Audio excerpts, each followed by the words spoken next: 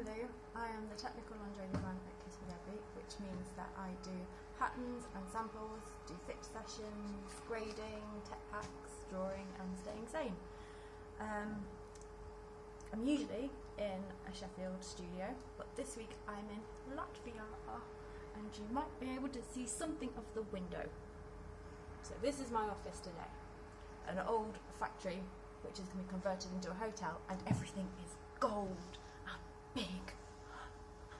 So I am in Latvia to kickstart the production process, which means I have taken lots of new designs and samples and I'm starting to get them into a state of where the factory can do something with them. So I will try and turn this around so you can see. Don't mind half my face.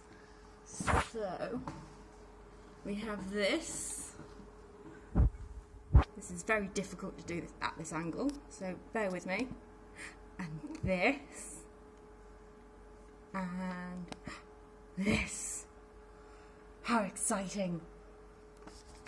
Watch the space.